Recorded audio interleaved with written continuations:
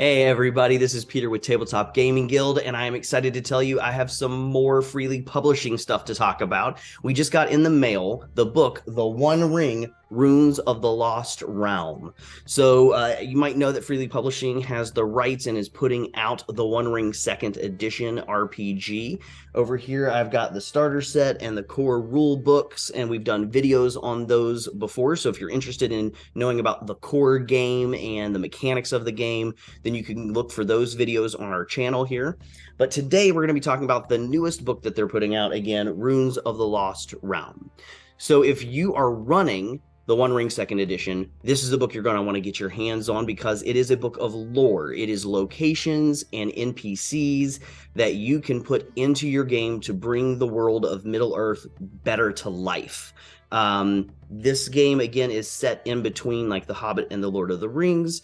And so there's all this area that in the books, some of the main characters travel through, but we don't really get to see it fleshed out because we're focusing on their story.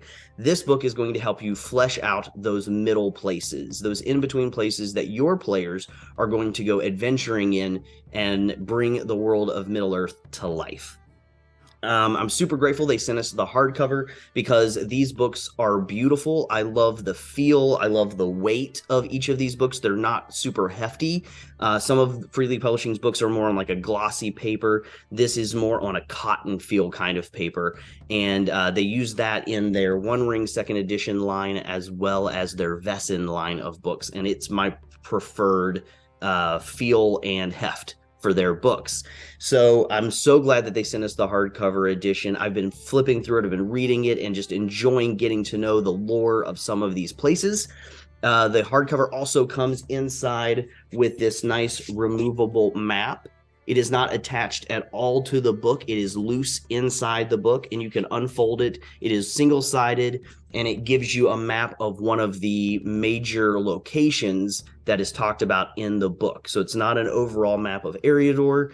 It's a map of a specific location. So what we're going to do, though, is they also sent me the PDF. So we're going to go to my computer and I'm going to pull up the PDF and we will go through some of the book. I don't want to, give away everything that you're going to see in there, but we're going to flip through it and give you an idea of what the contents are of this book. What are some of the places that you can describe to your players? Who are some of the NPCs that you were able to bring to life for them? So I'm very excited to show that to you. We're going to go ahead and put down the book, go to my computer, pull up the screen, and we will take a look real close at the PDF for The One Ring, Runes of the Lost Realm. All right, everybody, so we're at the computer now with the One Ring Second Edition Runes of the Lost Realm PDF.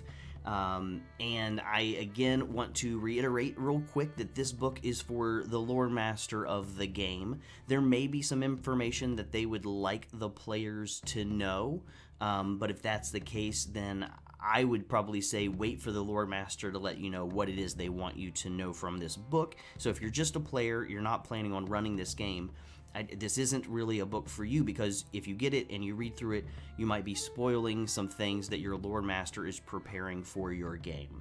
But again, if you're a lore master, this is a book for you, and so hopefully we can take a close look at it, and this will entice you, it will excite you for your running of the One Ring Second Edition.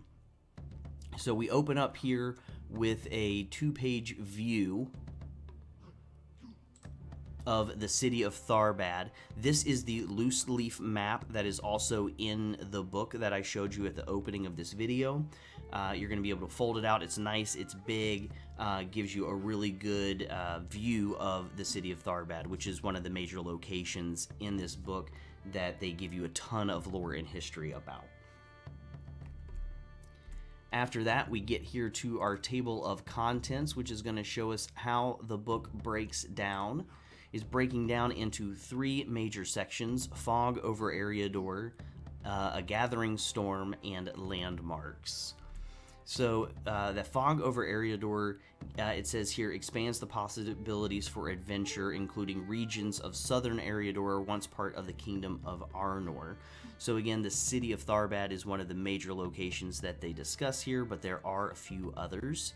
I love this section. It gives you all of this really deep detail for the locations and the peoples there. They're going to give you some really great NPCs as well and describe them for you so that you are ready to run them as the lore master. Chapter 2, A Gathering Storm, is providing you with some narrative elements to determine the fate of Eriador. What's going on in the world where you want your players to be playing. And they're giving you information on some of the peoples and those locations so that you can set up kind of a grander adventure for your players. And then Chapter 3 gives us 12 new landmarks, which are going to be some historical sites that some of them are mentioned in the books, The Lord of the Rings or The Hobbit, and then some of them have been specifically invented just for this game. But they're going to give you kind of almost like one-shot scenario locations that you can place rumors about in your game, and then when your players decide to actually go there, then you have the information here in this book for running it. What is actually happening at that location? So that's how this book is breaking down into those 3 major sections. There is an appendix at the end, and I will leave that for you to discover on your own.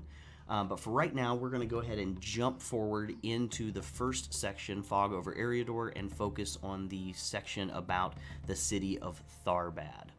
So I'm going to jump there real fast, give ourselves a better view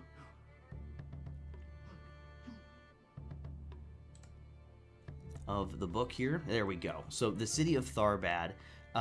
This is an old location, been here for thousands of years. The ancient Numenorians, when they sailed over, this is one of the locations that they sailed to and set up a harbor, and they set up this city. And so this section, these about 10 pages or so, give you some really deep lore about this city, which is today in ruins and in a decline. But you get to read through these pages, reading about what the city was like in the first 2 ages of the world, and then what happened during the Third Age, or the majority of the Third Age, and then it actually discusses here the days of decline and the present day situation of Tharbad. So Tharbad is kind of this just really on the brink of destruction cities, where people are just barely keeping it together. And it's going to be a really good place for you to have your players go to find rumors and meet some interesting NPCs. The guy running this place used to run just kind of a nomadic mob of bandits who has decided, you know what, I'm going to take this place because it's on the decline and I see an opportunity here. And now he's holding on to it, and he's trying to make it work, but you know, he doesn't care a whole lot about the people. He mostly cares about himself and his own family.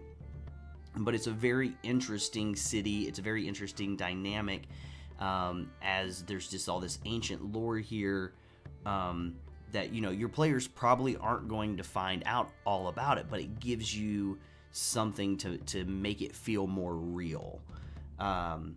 But what I do love here is they give you a really good guide to the city itself. They break it down into districts, into locations. You get Agna the librarian is a really cool sounding NPC. I enjoy reading a little bit about her and how she's keeping this like one old library in this city kind of slightly afloat. And she's sitting there and she's scribing all day, trying to make sure that the old lore of the city and the world continues, even though she herself is not really much of a reader, but she's taught herself to write, and she's just trying to hold on to the past and keep it alive. So really great location and NPC for you to introduce some rumors to your players as well. And this is a rough and tumble city. This is a place where your players could get into some trouble as well if they are to go here. So again, it breaks it down into the different locations. You get quite a few NPCs through here. Here is Gurnau, captain of the Haven. So this is the guy who is in charge of the city now, and his wife. And so you get lots of good information about them, and I think it's going to really set you up for running them pretty well. You get a really good feel for their characters And so if your players do run into them, you should be pretty well prepared to bring that character to life.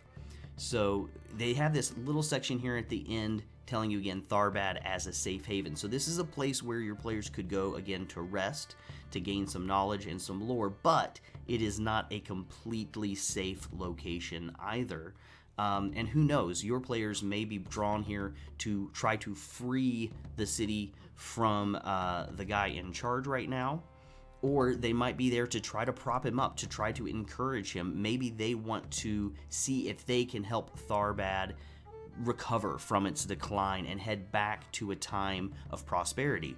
So who knows how you want to utilize it, but this city is really well described and a really interesting location. And again, I just love the idea that they're fleshing out for us more locations in Eriador to help us bring it to life for our players. Because again, a lot of these places, they may have been mentioned in one of the books by Tolkien, but they've not been really fleshed out before. And so getting that in the game, giving us as lore masters the opportunity to flesh it out for our players is really exciting, and I'm grateful for that.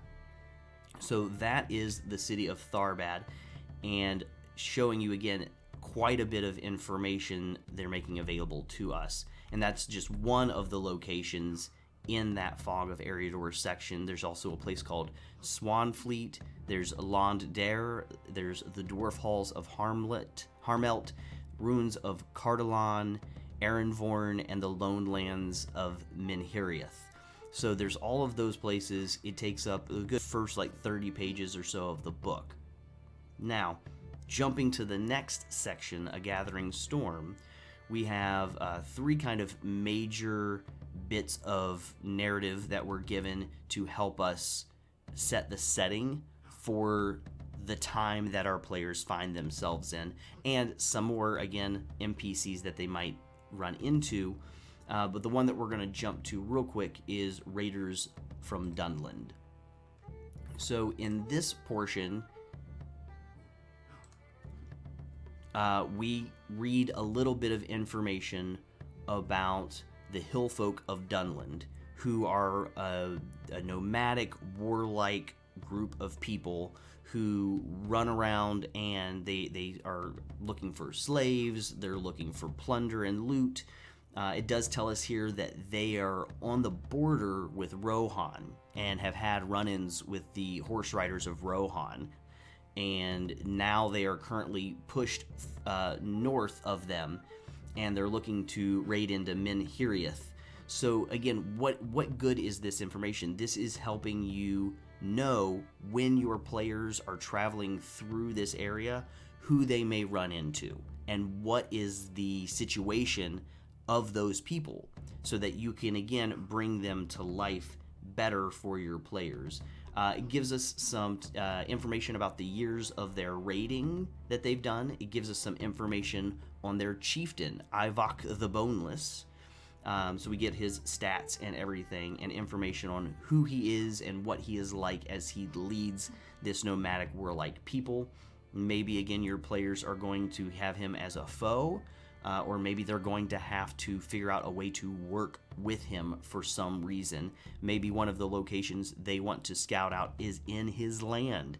And so if that's the case, this information is going to help you bring that land and his people to life for your players as they come into contact with them.